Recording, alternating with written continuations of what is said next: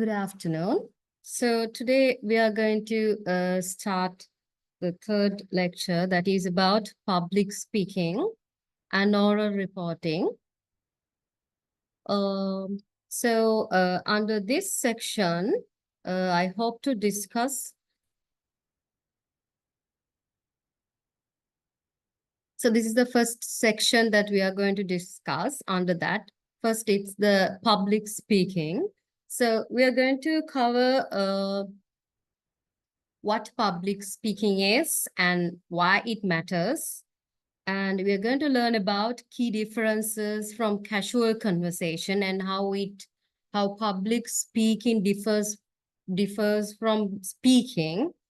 And also how we are going to overcome the stage fright, the fear, and how we can improve our confidence to perform well.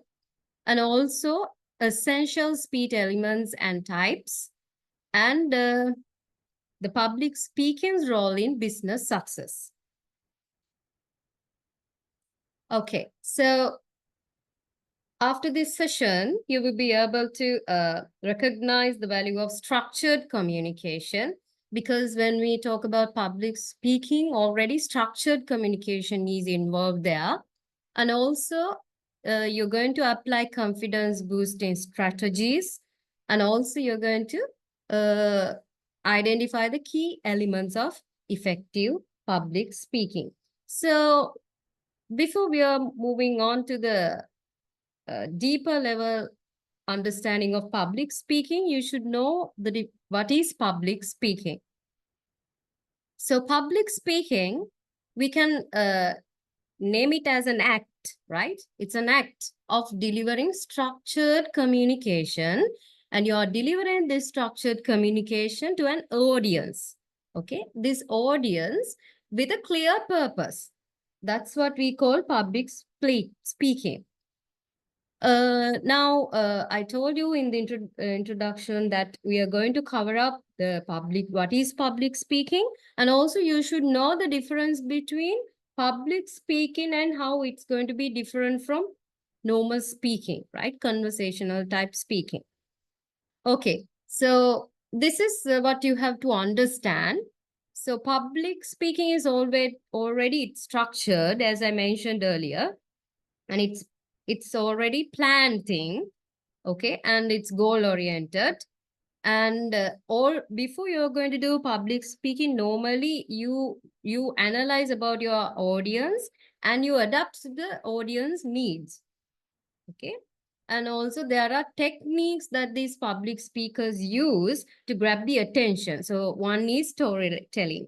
So we are going to talk about these things in details. And the other one is repetition. To stress some points, they will repeat the points, the speaker wants to tell.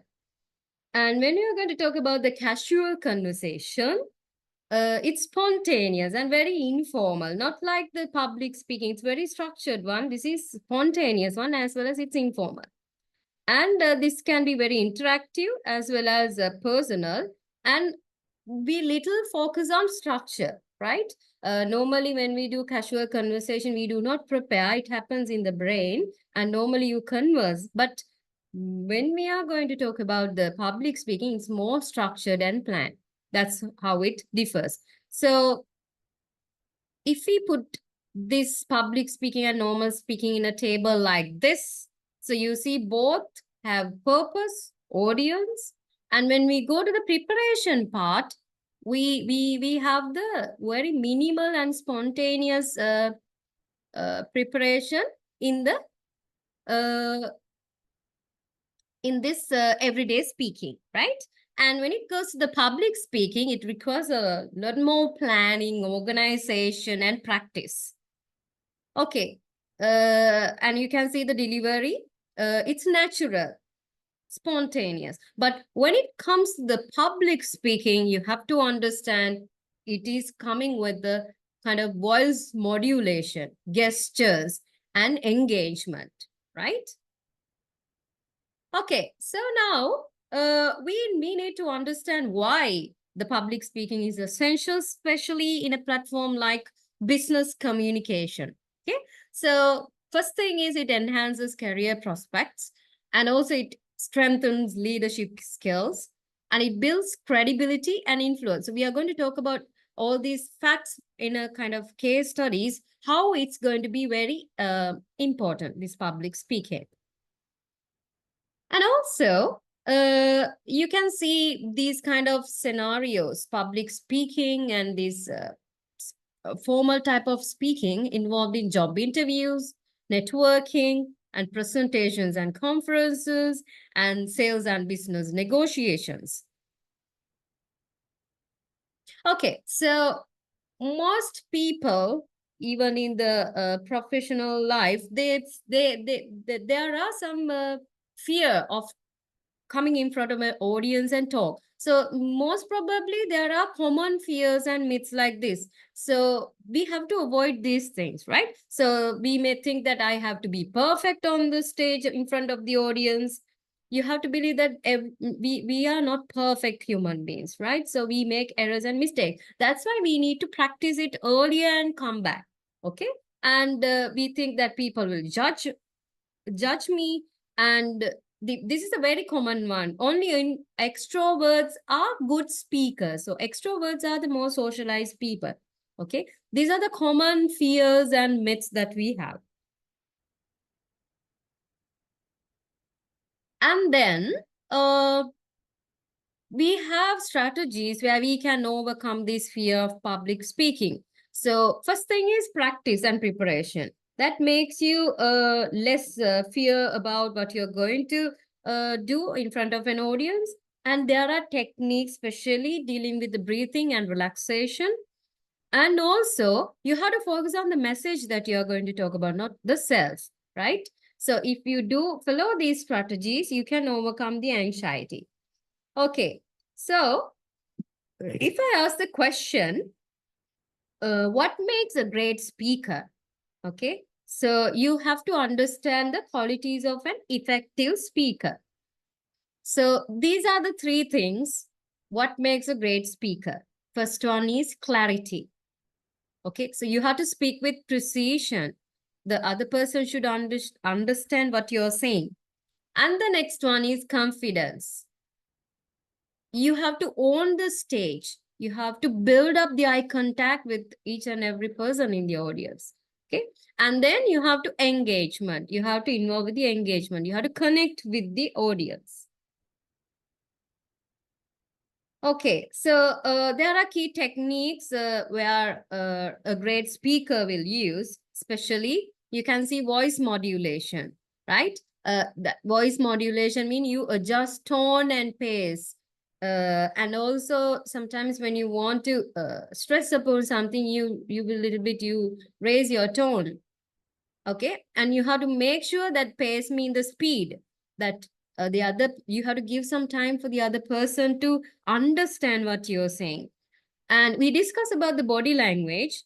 There you need to use the gestures effectively, and also you have to use your eye contact. Okay, so we last session we discussed about verbal and non-verbal communication. So under non-verbal communication, we'll discuss about the body language, and we discuss about the eye contact in details, right? Okay, so when we are going to do kind of uh, public speaking, it's very important to have the confidence and preparation. Okay, so first of all, we have to understand why preparation matters, right? One thing is, if you prepare yourself, you can boost self assurance that you are ready to do that, right? And also it reduces the stage anxiety, and also it helps you to enhance your message clarity. And also, there are some techniques you can use to boost up, build your confidence. Some speakers actually, they do that. They practice with a mirror, or else they record themselves and then they listen to it, and use visualization techniques. And also, this is very important. You have to know about your audience and you have to adjust according to that. Okay, so here you can see this is a diagram where you can see how you can, it's a pathway of kind of uh, boosting up your confidence. So you can see always continuously rehearsal, practicing, and also if there is a goal, you will have a confidence to go up and talk about it, and you have to build up the interaction, and also you have to include a feedback and reflection while you're talking, and also while you're doing all these things, you are branding yourself personally, and sometimes you may be confident enough to take the risks while you're doing. Sometimes there may be technical issues while you're delivering the speech, and also training. Practice makes you perfect, right? Okay. So now, there are basic elements of a successful speech. So because always I told you it's a structured one. So always it's, if it's structured, there should be a structure format you have to follow. So any public speak has this introduction part where you grab the attention with a strong hook, okay, where you get the attention, the strong hook. And also there, the rest of the body part, we present the key points with examples. And finally, we come to the conclusion where you reinforce on message and you are trying to leave impact. Okay, so this diagram is an example where you are trying to narrow it down to the conclusion from introduction to there is a link in between all these uh, layers, right? So I told you, effective hooks. So these are the effective hooks that we can have. So you can start introduction with a powerful quote or surprise, in fact, or you can come up with a personal story. And also, you have to understand there are different types of speeches depending on what you're going to do. So you have to adjust your hook. Okay. And here we have got four. First one is informative.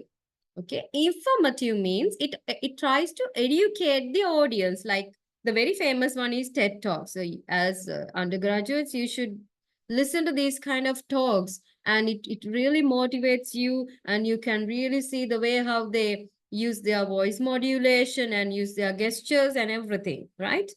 And when there are campaign speeches, it has the kind of a type of persuasive, right? It influences the beliefs. And also there are leadership talks like motivational talks, right? Speeches. So it inspires actions. And we have the business presentation where the professional communications are there. So we are going to talk in details about this business presentations when we are going to talk about the oral reports.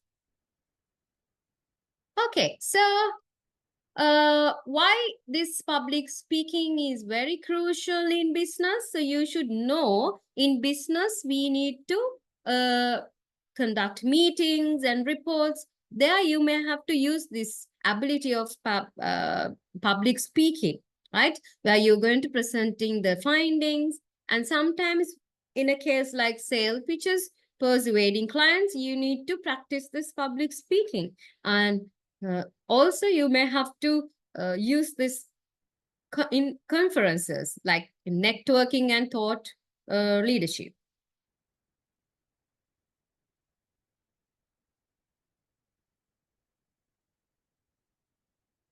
Okay, so this is very important where how you're going to maintain your business ethic in speaking. So first thing you have to know is that it should be, when you're going to speak, it should be concise and it should have the professional tone, right? And you have to use when it has the professional tone means then you have to use the formal language where appropriate, right? And make sure you maintain your eye contact and the confident posture. Okay, so this is the second section where we learn in details about the public speaking and introduction towards that. Now, this is the practical part of it where how you're going to improve, how you're going to control speech qualities, right? So we have the variation, voice modulation and tone. It's very important fact. So we are going to learn here why it matters. So under voice modulation, there is a variation in pitch and strength and clarity while we are speaking. So why we need to improve, engage with this voice modulation and tone? Because if the voice is going to be monotonous the same way, the audience will get bored, right? So you have to keep the audience engaged. So because of that, you need to modulate your voice and tone. And also it conveys emotions effectively. And also it helps in enhancing key points. Okay. And how we can adjust is you have to purposely do this and practice. Otherwise, you will not get a chance to do this, right? So you have to adjust tone based on the audience, setting, and message. These three are very important key points when and where you should adjust your tone. Okay.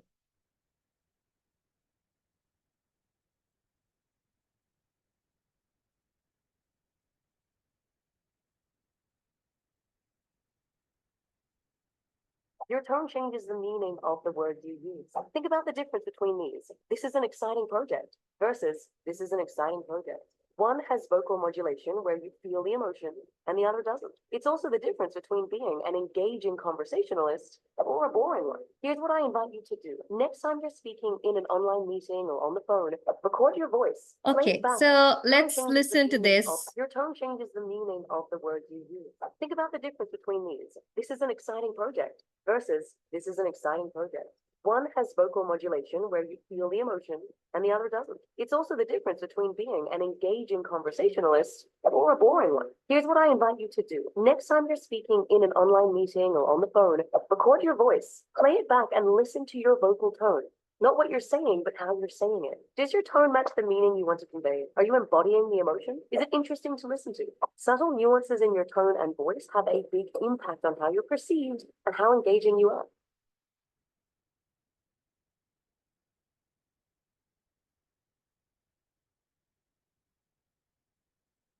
Okay, so I hope you understood. People who are really high on humanness and really low on courage, we often get people who are very much people pleasers. They seek the validation and approval of others.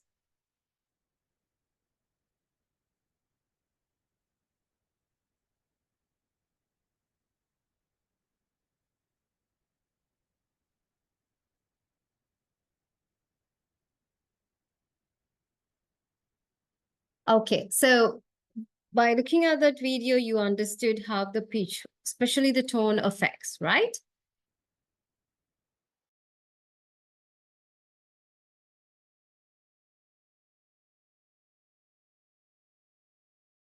Okay.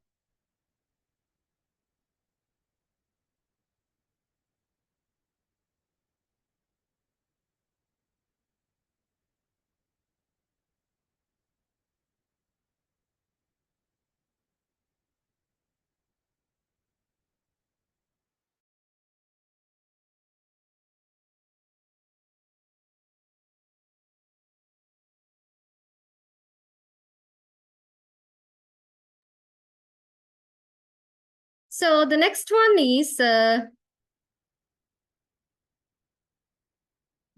is volume control. Volume control. Okay. So the factors to consider is when you're going to volume control, that you have to adjust based on the setting, right? So the factors you have to consider is the room size or the audience size. And sometimes you may have to use microphones. And the best practices you can use here is that speak from the diaphragm for stronger projection, right? We are going to learn about when we are going to learn about the breathing practices that we are going to engage with practicing the public speaking. So here what you have to focus on is that you have to adjust volume for emphasizing and lowering for suspense, and you have to raise your volume for excitement.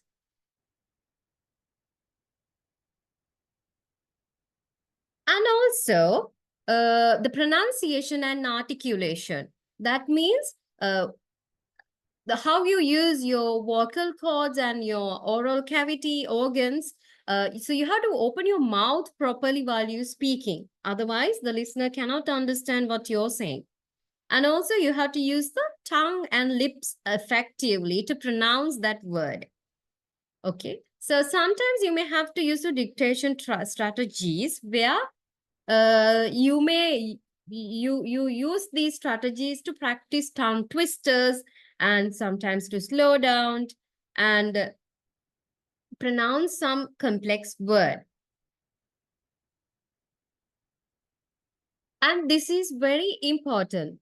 In public speaking, pauses and intonations are very important because they add impact on it. So always pauses add emphasis, right? And it allows the audience to absorb the information. And also these pauses also prevent fillers like like. These are frequent fillers. And also intonation. Intonation means rising intonation and falling intonation. So make sure when you ask questions, you have to go for rising intonation. And when you are talking with utterances and statements, you have to go for a falling intonation.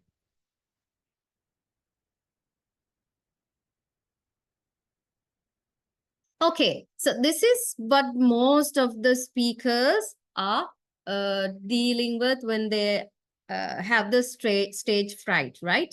So first we have to understand why we feel nervous before we are going to handle it. Okay, so first one is it comes with the fear of judgment, right? You're going to judge yourself. So previously we discussed about the things that you think that only extroverts could do public speaking like that. So that's the judgment that you're having about you, right? And also the lack of preparation. And overcoming nervousness, you have to do these three things. First thing is very important: practice and prepare. It's a must. And also, when you become nervous, it's you will experiment this and see. You may have to have a deep breathing. Okay, and then you have to visualize the success. Always you should visualize the success. Then it keeps you, motivates you to do your speech. And especially you have to eliminate the filler words like uh so you have to replace it with just close your mouth. Okay, then it gives you a kind of idea that this person is thinking. Okay, so and the other thing is you have to record yourself and self-assess your speech.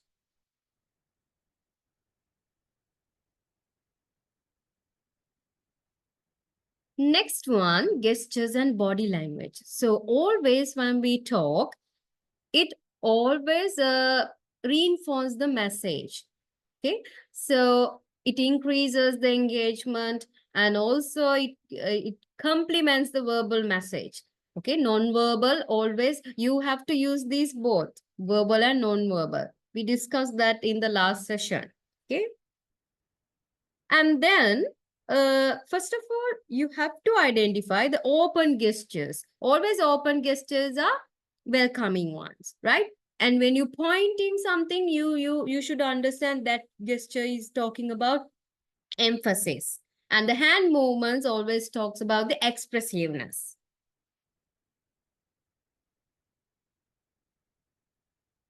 And the facial expression and eye contact. So always you have to wear a smile on your face because it always gives you the audience that they feel the warmth and confidence. And also raising eyebrows for curiosity and emphasize. These things are very important.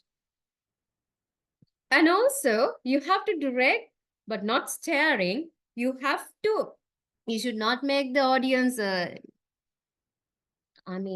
inconvenient in that position. So you have to have the direct eye contact, but not staring. There are two different meanings, staring and having eye contact. So you engage listeners and you build the connection with them. Okay.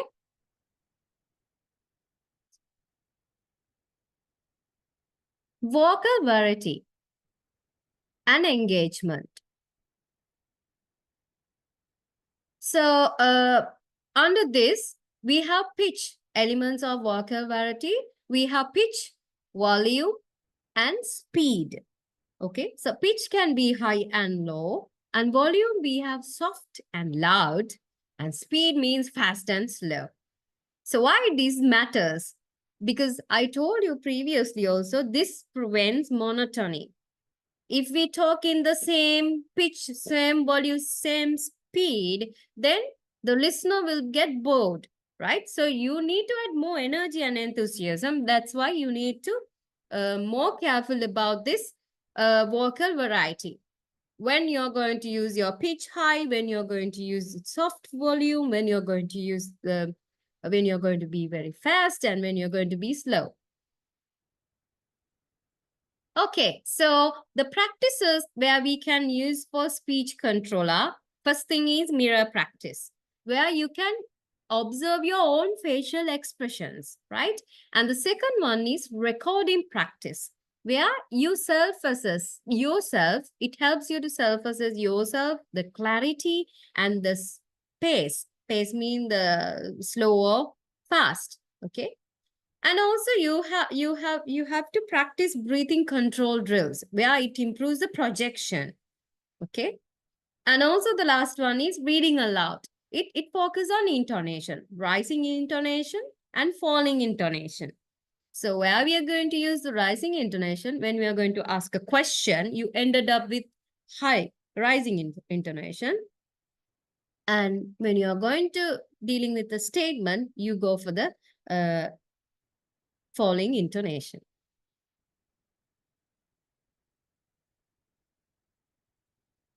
Okay, so physical presence and posture. This is also very important. So when you're going to do a speech, you physically present in an audience, in front of an audience. So you make sure that you stand tall with the feet and shoulder width apart, right? You are not going to hide yourself. You have to open your arms wide open and the shoulders should be wide apart. And avoid swaying and pacing excessively. You have to avoid this one, right? And always the confidence, you have to build up your confidence by open gestures and move naturally on the stage from one place to another to engage the audience. So I told you earlier, there are breathing techniques for better voice projection. So because we need that for the vocal strength, and also it reduces tension. So the first one is deep belly breath. We call it diaphragmatic breathing. Okay. And the next one is paced breathing. You inhale and pause and exhale. And there's humming exercises where warms up voice. Okay, these are the famous step breathing techniques where the speakers practice. So you also should practice this and see the difference, how you do your public speaking in front of an audience. It's very important as a speaker. And this is very important. That is using humor and stories in speech. Why? Because it creates the connection and also it makes the messages very memorable, your speech very memorable. And also it keeps the audience engaged. So, but make sure that you keep the humor relevant to your topic, what you're going to use. Because always it's very important to practice this one, use relatable stories as well.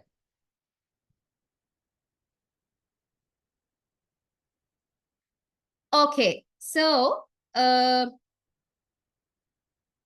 we have Barack Obama and TED speakers, for example. So if you analyze the Barack Obamas, you can YouTube and see this how he speak, right? He's a great speaker, and his clear articulation, clear pronunciation, and also you can notice this excellent vocal modulation through his speeches, right? And also confident body language. So what we can learn from these great speakers, how you're going to master pacing and pauses. And also how you're going to talk relating to relevant storytelling into your speech. And how you're going to use your voice and gestures effectively. So I suggest you, please go through Barack Obama, some of the videos, short videos related to Barack Obama, and you can analyze these key strengths and the lessons. Also, there are plenty of lessons are there that you can learn. Okay, so now we are moving on to the third section. It's important to do a kind of analysis about your audience before you're going to deliver a structured speech. Okay, so what you can see, because you can see in this crowd, there are different types of listeners here, right? So it's very important. Your public speaking will be very effective if you know what who are the people in your audience, right?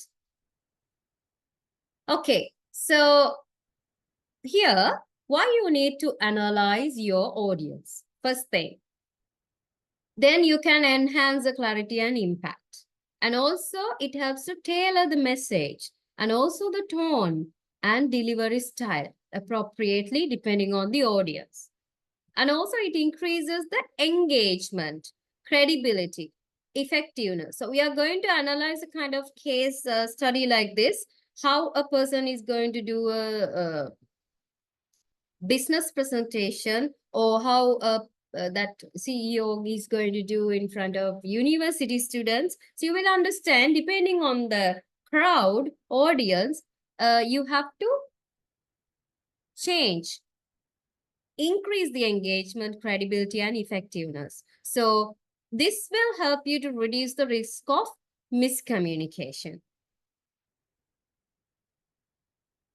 Okay, so when you're going to analyze your audience, first of all, you have to understand the demographic demographic factors like age, gender, education, occupation, and cultural background.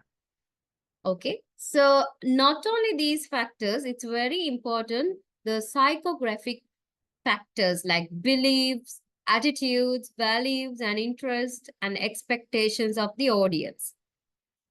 Okay, so then you will be easily you will be able to differ from one thing one for college students, and if you're going to deliver a speech for the college students, so you will be able to identify their education background and then their gender, age, and beliefs. So it will you will be effectively passing your message to them, right?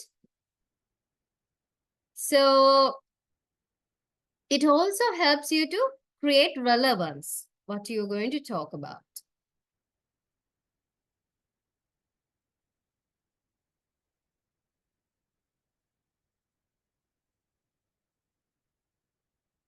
So when you're going to adjust your speech to different audiences, so you consider the audience knowledge.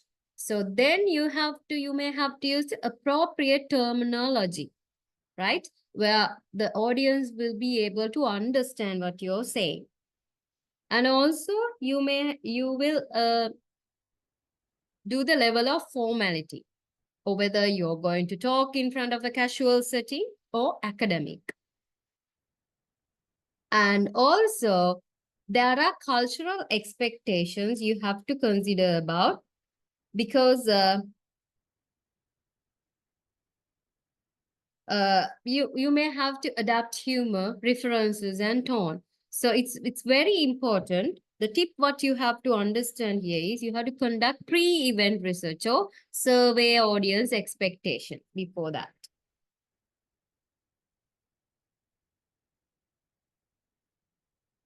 So also you have to understand about the needs and interest of the audience, not only their demographic or the psychographic, but also you have to see the needs, why they need to listen to your speech, right?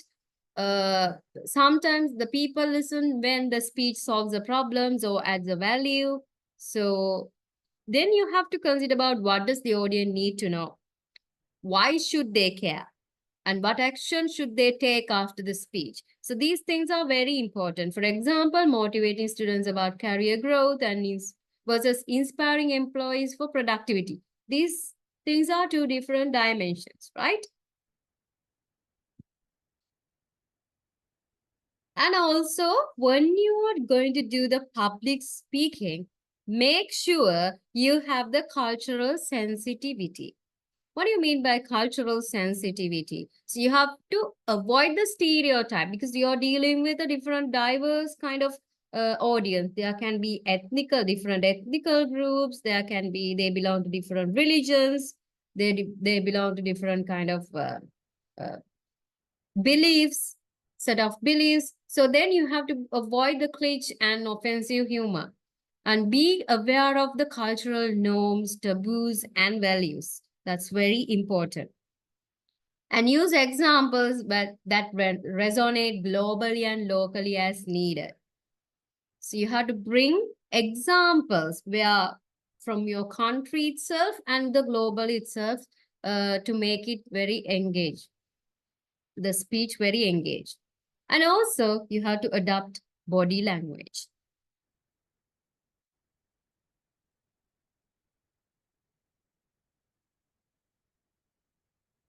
And you have to use the inclusive language and avoid bias. So avoid gendered language and neutral. You have to use instead of neutral terms, and you have to be mindful of disability friendly and diverse languages, and also ensure examples include people from varied backgrounds.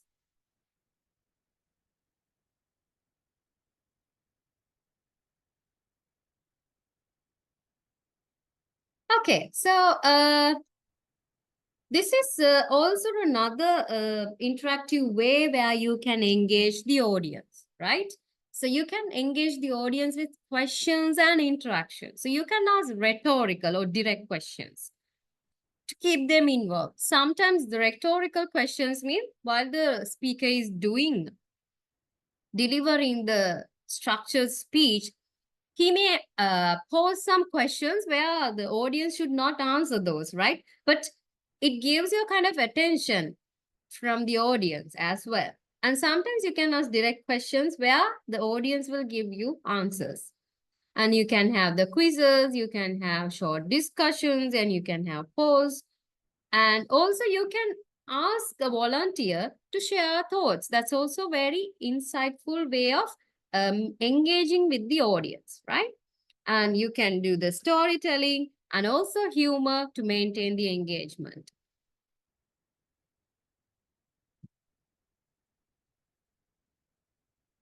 Okay, so we talk about uh,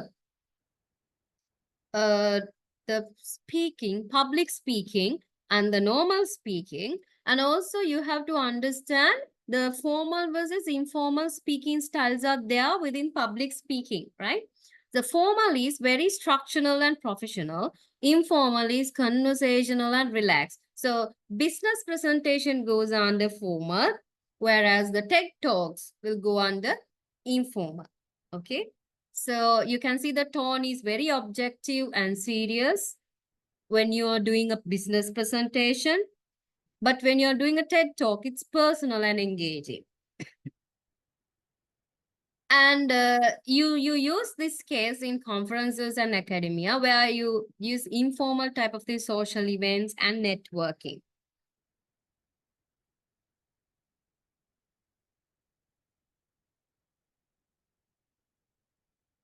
Okay, so this one is very important. Uh, how to read nonverbal cues from listeners. So you can use the engagement indicators like eye contact, leaning forward to that person or the people, and they're not taking. And this interest signs you can see the looking at the phones and fidgeting and the blank stares. And confusion cues, you can understand that the furrow brows and then whispering and hesitant nods.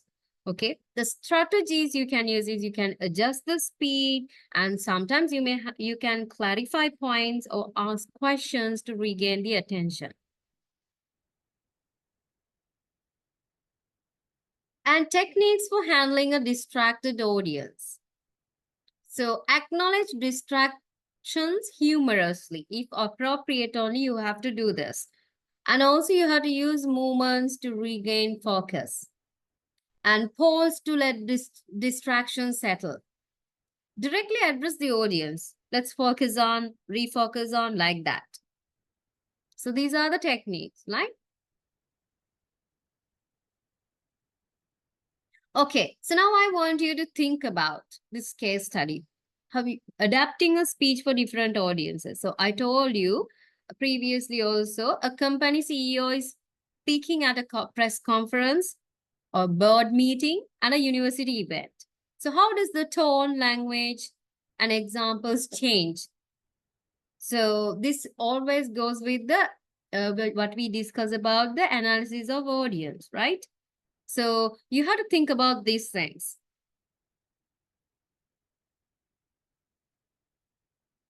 So examples of good and poor audience engagement.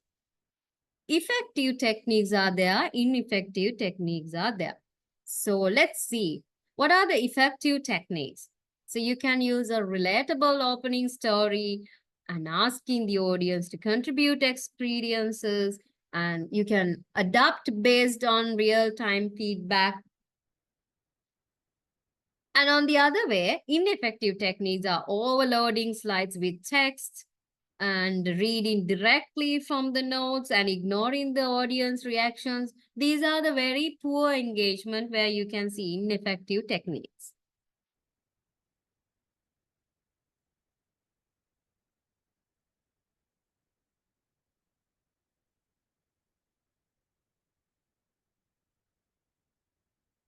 Okay, so now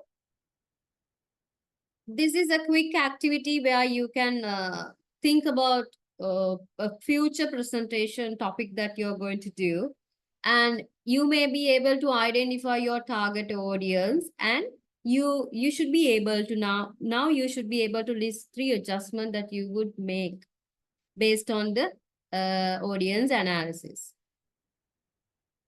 Okay, so what we have to understand through this section 3, knowing your audience. So it transforms good speeches into great ones. And also it always adapt, engage, and refine based on the feedback. Your audience always determine. Okay, so you have to understand that the success of your speech always determined by your audience. So there is a famous saying also, the effective speakers listen before they speak. It's very important. Okay, so now we learned about the 3 things under 3 sections. We learned about how you're going to know about your audience. And then we talked about control, how you're going to control your speech. And we talked about what is public speaking. Now let's move on to the 4th section, which is going to talk about the delivering and planning speech. Okay, so knowing the audience, now you're capable of delivering and planning your speech. So, it's very important to plan your speech, and the key objectives that you have to keep in your mind should be clarity, engagement, and persuasion. And there are steps also in planning a speech. So now let's look at these steps. First one is identify purpose and audience. Second one, research and gather content. And third one, you're going to organize the ideas logically. This is very important. Otherwise, your audience will get distracted, right? And also, then fourth one, write and refines the speech. And the final one, rehearse and adjust for delivery.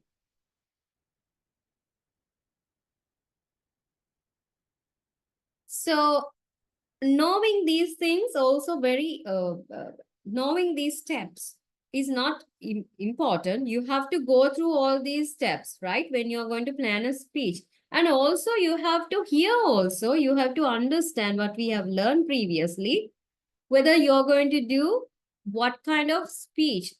Depending on that, the speech objective changes, whether it's going to share knowledge, whether if it's informative one or the persuasive one or entertainment one or inspirational one. So you have to, depending on that speech objective, you have to adjust to that. Okay, so this is the structure of a speech. There are three parts: introduction, body, conclusion. So in the introduction, normally you write the hook. You include the hook, right?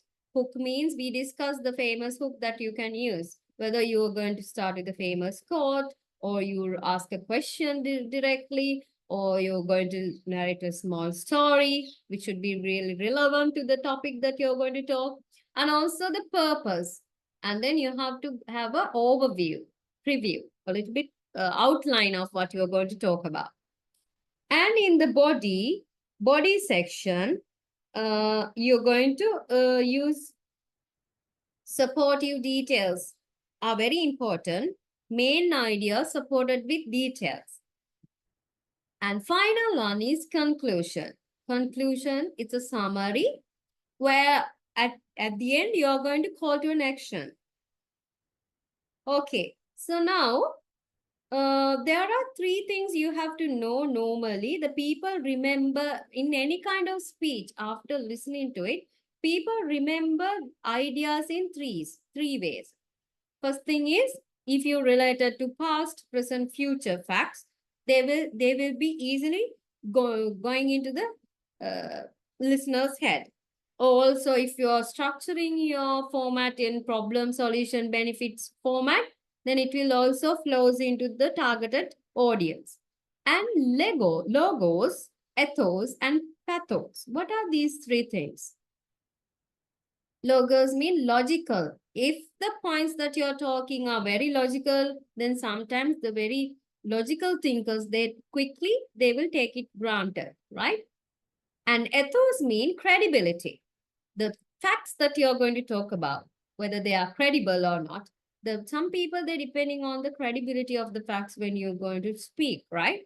And pathos are the emotional facts. Sometimes emotional facts are very you keep remember things, right? When some speakers do their speech, very emotional things, you keep them remind. Okay, so especially the personal stories, it should be relatable and memorable. Data, always the data should be credible. That's what we talked about earlier. Okay, and it should be persuasion.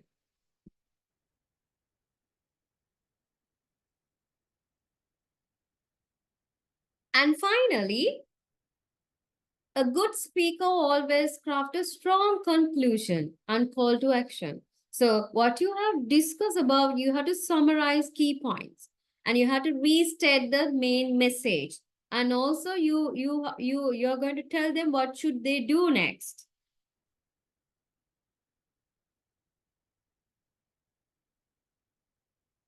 Okay, so after having a strong structure like introduction, body language, and then, body part, and then the conclusion, it's very important to rehearse. Rehearse your speech for better flow. Okay, so you can do this one again in practicing in front of a mirror. And you can record and listen to yourself. And sometimes you can use a timer to manage the speech length. And also you can get feedback from peers. These are very effective ways where you can rehearse and improve for the better flow of the speech. So writing and sometimes before you're going to speak, give me a minute.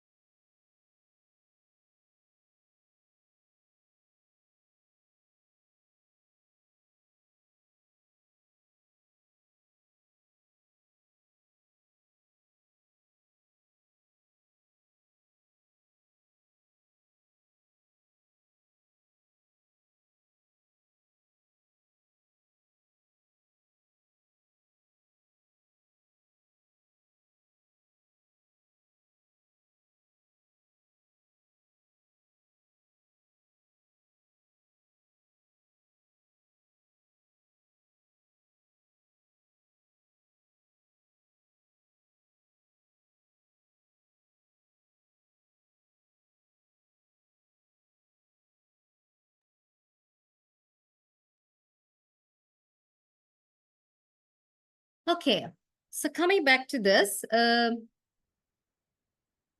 writing and speech notes are very important before you're going to deliver a speech.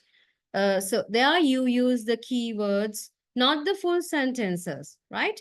And highlight some key transitions from one topic to another, what you're going to do, and keep eye contact while referring to the notes. Okay, so speech notes are also, if you forget some facts, you can keep it aside. And when you're delivering a speech in front of an audience, the power of first impression is also very important.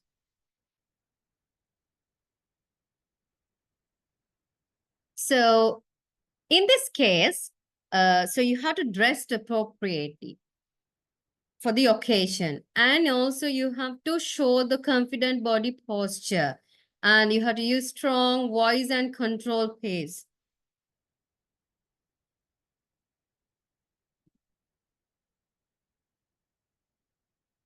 While you are engaging with the speech, you should know how to manage the stage fright and nervousness. So there you may have to practice breathe deeply and slowly and focus on the message and also convert nervous into the energy. This is very important. So you can use open posture for confidence and movement where to keep the audience engaged and avoid crossing arms and fidgeting.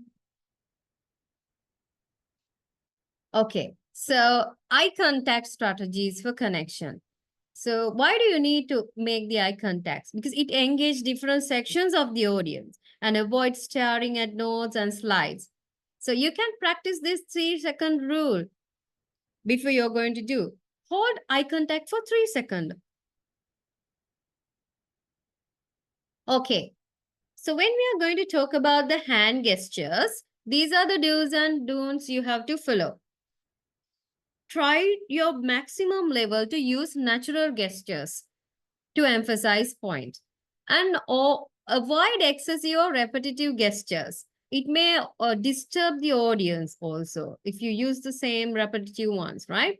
And you have to keep your hands visible, not in the pockets. This is very important thing.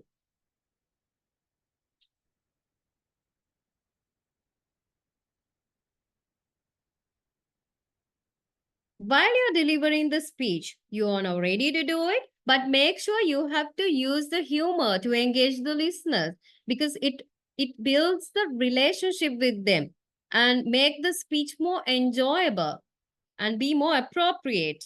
When you're doing the humor, it should be more appropriate, context relevant, situation irrelevant, and it should matter the audience, right? And sometimes while you're delivering the speech, you may have to face the unexpected disruptions and technical issues.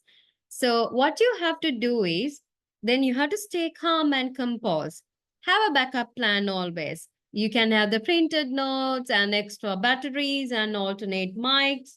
So, make sure everything is prepared, ready, get ready for you to deliver the speech without unexpected disruptions, without disruptions. Okay, and you have to acknowledge these things happens and you have to move forward. So if you want to speak in confidence and authority, then you have to use a strong and clear voice. Make sure you avoid the fillers like like, you stand still. Instead of the fillers, you can be pause. You can use the pause, right? And then you can stand still and use deliberate movements. And also, it's very important to have a question and answer session. So you have to listen carefully, repeat the question, and be concise when you're giving answers and asking questions. And you have to provide clarity for the questions asked by the audience. If you're not sure about that, acknowledge that you will follow up it later. You will give a proper answer later. So sometimes you may have to do prepared speech and sometimes you may have to do live demonstrations, right? So then you have to, this is an example, it should be very interactive. Okay. So then you may need to practice a lot, and you can get the feedback on the strength and areas for the improvements uh, if you do the live speech, right?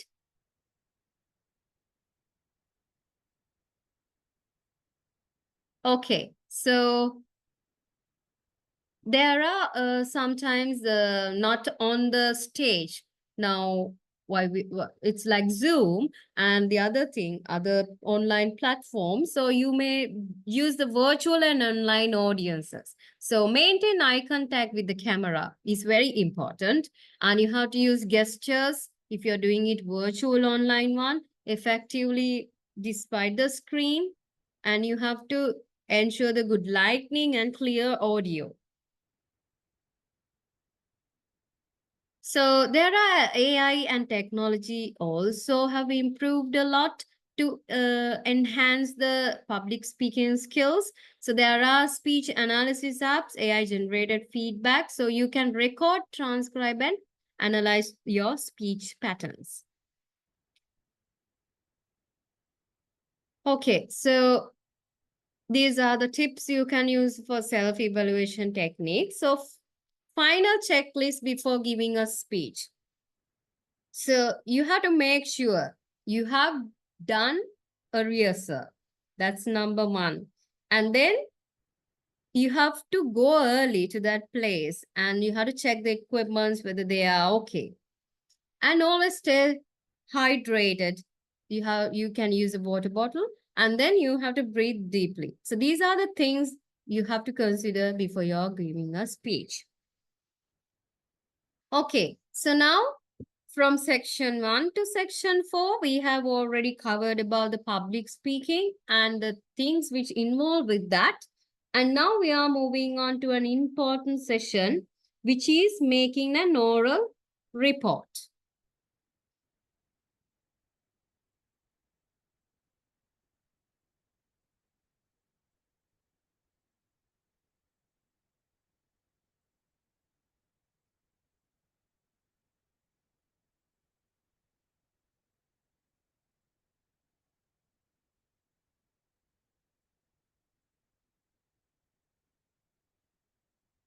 Let's have a 10-minute break. before we are moving on to this session,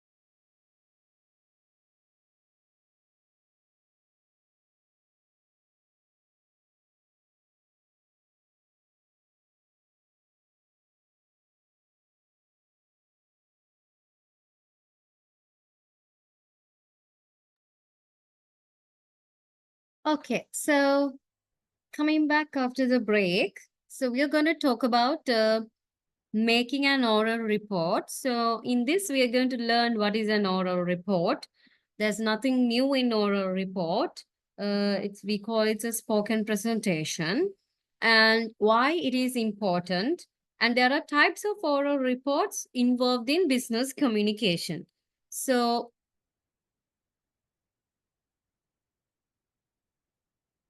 you can see here, I have given everything here in this slide. So what is an oral report? It's a formal spoken presentation of information, findings, and recommendations. Why it's important in business world?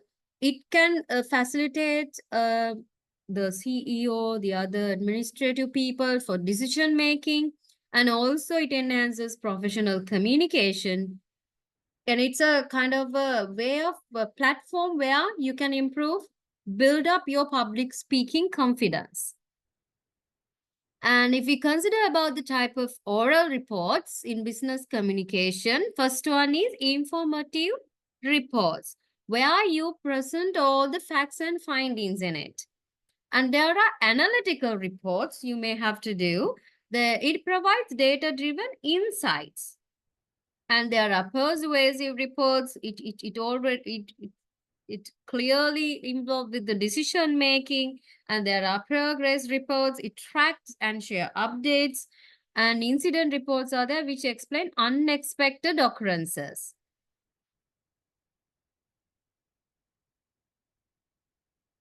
So there are key components, just like the previous public speech.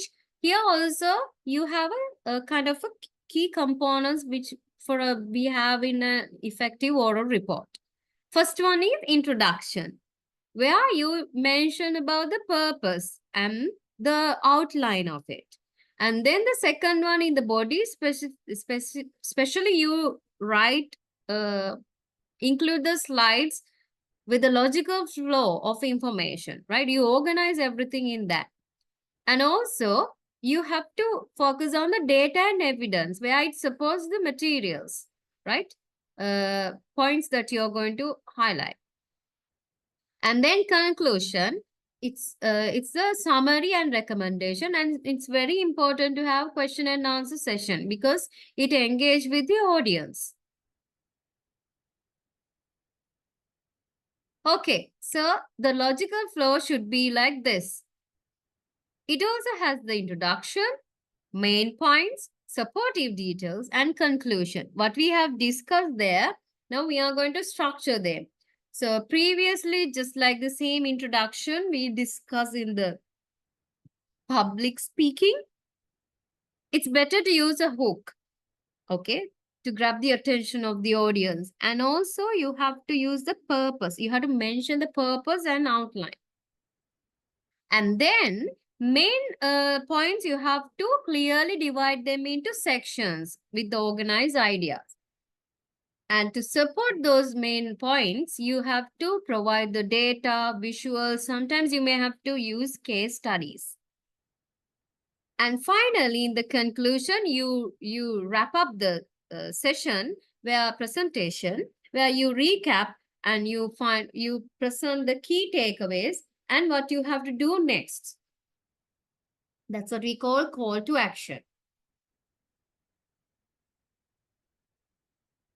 So when we are going to use data and evidence to support your points, we have to use these things. First thing is you have to use the facts.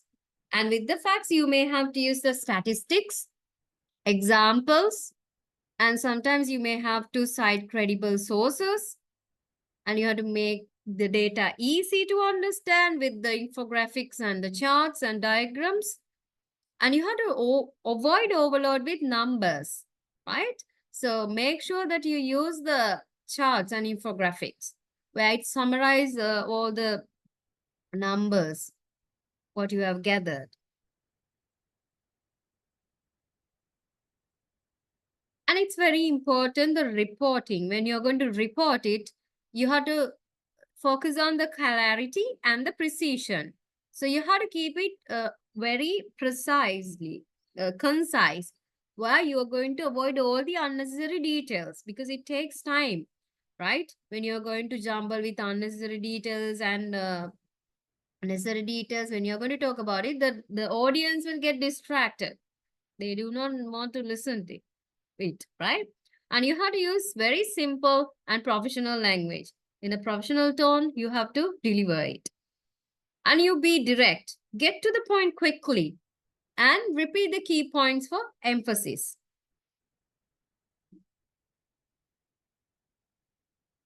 Sometimes you may have to handle complex information in reports. So when there is a case like that, you have to break information into smaller sections. And you may have to use visuals like diagrams, examples, and you may have to use examples and analogies. And you have to define the technical terms that you're going to use within the report very clearly to make the audience understand. And also you have to relate the data, okay? Relate the data to the real world applications. Otherwise, it won't be very relatable type of information that you are providing to the audience. Okay, so since we are dealing with presentations, so we make PowerPoint presentations in oral reports. So you have to be very careful when you're going to use the visual aids. So keep slide very simple, one idea per slide, and you have to use visuals like graphs, images, and bullet points, and you have to limit the text. Okay, so maximum 5 to 7 words per line, and you have to avoid all the distractions. No excessive animations. Sometimes the excessive animations can lead to distractions. Okay, so how you are going to maintain a professionalism during a report? So when you are going to deliver the presentation, structured presentation in front of an audience, it could be a smaller audience or the size of the audience can be different, but you make sure that you're going to maintain your eye contact. And also, you have to use the formal language and tone. You have to dress properly and you have to stay calm and composed and you have to avoid using filler words.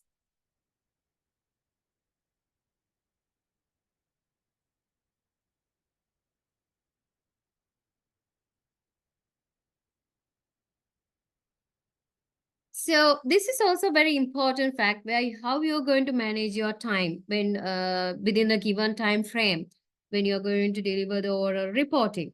So to practice that, you have to plan and rehearsal ahead of time. Okay, and then you have to allocate time for each section. So I'm going to discuss about the first section within this time, and I'm going to focus on the next factor like this. So you should have a management in time how you're going to allocate each section, talk about each section. And you can use a timer for practicing pacing.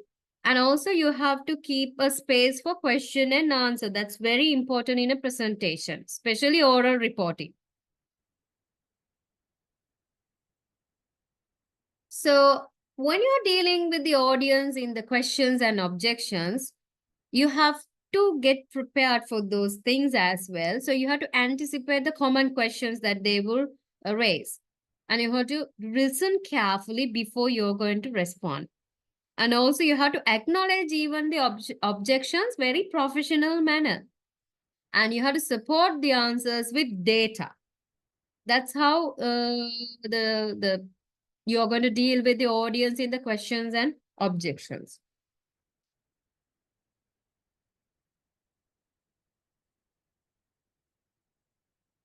So live demonstration, if you're going to do a live demonstration of an effective oral report, so you will see if it's well structured, there is a clear structure and effective voice modulation and confident body language. Okay, so you can see, you can analyze TED Talk on business trends. So what you can see in that is engage in delivery and then well-supported claims are coming up And then strong totalitarian techniques are there. Okay, so you can use these strategies for delivering report to senior management. This is very important, right? So you have to be very brief and to the point. And you have to use executive summaries. And you have to focus on impact and key takeaways. And show confidence and you're well prepared for that. And also you have to prepare for follow-up questions. So these are the things you have to be very careful when you're actually you have to use as strategies, and then carefully you deliver the reports to the senior management.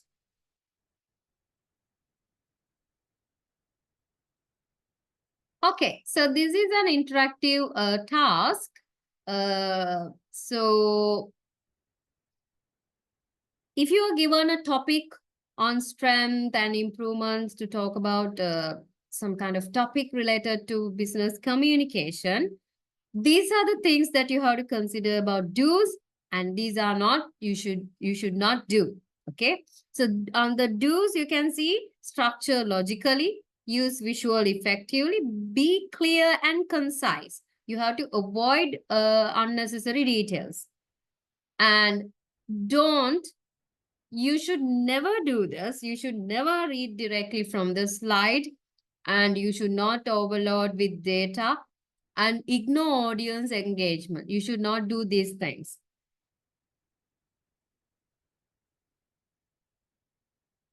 And what we have noticed, the common error mistakes in oral presentations, and the other side it was given how to avoid them. Okay, so you should not speak too fast. You have to practice low clear delivery. And the other thing is poor time management. So to overcome that, you can rehearse with a given limited time, and then you can overcome poor time management. Then the lack of engagement, you can use the eye contact and you can ask questions. And the other one is too much text on slide. So only thing what you have to do is you have to use keywords only on the presentation slides.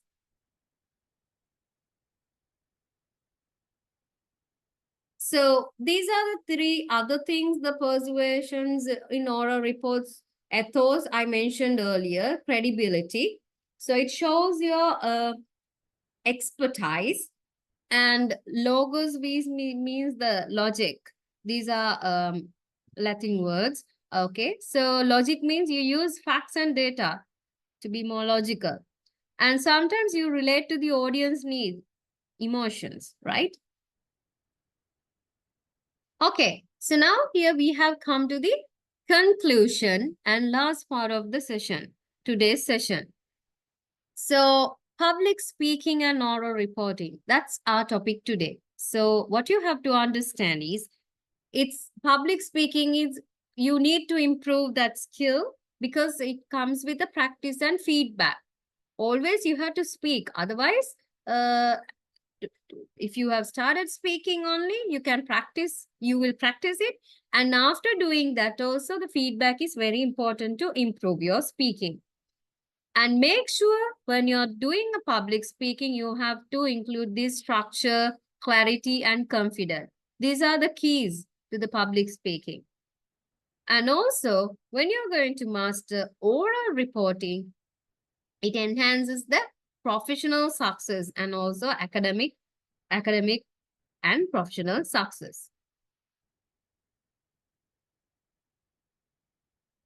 So what you have to understand through this today's session is it's very important to prepare yourself and audience analysis, and you can structure your speeches for impact depending on the topic that you're going to deliver.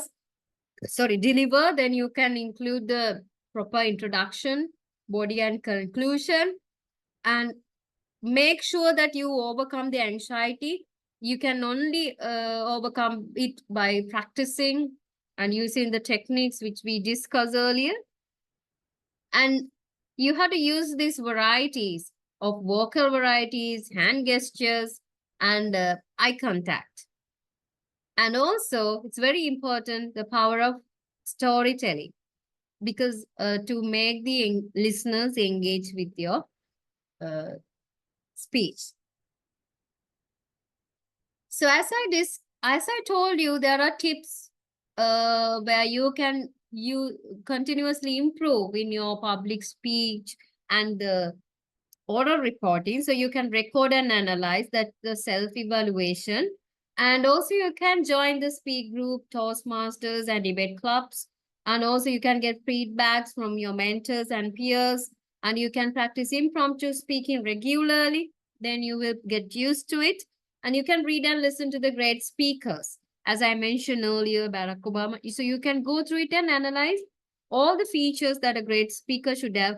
You will listen the poses, the way how he uses the body language, more voice modulations. You can notice these things. So I told you, you can do the self-assessment or self-evaluation. So you can ask these questions to yourself. Did I structure my speech clearly? Was my voice audible and expressive? Did I maintain eye contact and good body language? Did I engage the audience with relevant content? What can I improve for the next time? So these are the self-improvement checklists you can use. So personal reflection on personal public speaking journey is very important. There are challenges, and but you can overcome them by reflecting your own growth. Okay. So the challenges what we notice among public speakers are, what are the most common difficulties. So it can be individual basis, right? So you have to recognize your own difficulties and how do you personally handle the nervousness, and then you have to share and learn from others' experience. So first, you have to reflect on your growth, and then you have to understand initial challenges and fears and what strategies work best for you. And then what's your biggest improvement so far. So you have to have a track on these things. So finally, I'm again recapitulating these things with you. So the techniques what you can use is control breathing before speaking. And you should use the positive visualization, and you have to practice more everyday speaking tasks. Then only you will improve yourself. And you have to know your material well, what you're going to talk on. And if you're going to do an oral presentation, structured ones, and you should know what you're going to do in front of the senior management, right? So then you have to accept that mistakes are the part of the process. And then next time you can overcome those mistakes and do it properly. Okay, so what you can understand, you can see this is a summary slide. Public speaking is kind of a journey. Every speech has something to learn. So you learn by each and every speech. Your own mistakes, you can correct them. And you have the challenge here is to commit speaking. At least you have to get a start doing it once a week. And always stay connected. That you have to join, you can join speaking groups and take part in those things. And also, if you are more interested, there are books you can follow, and there are courses for the practice, and there are platforms like TED, Harvard Business Review on communication. So you can watch these videos and you can inspire yourself.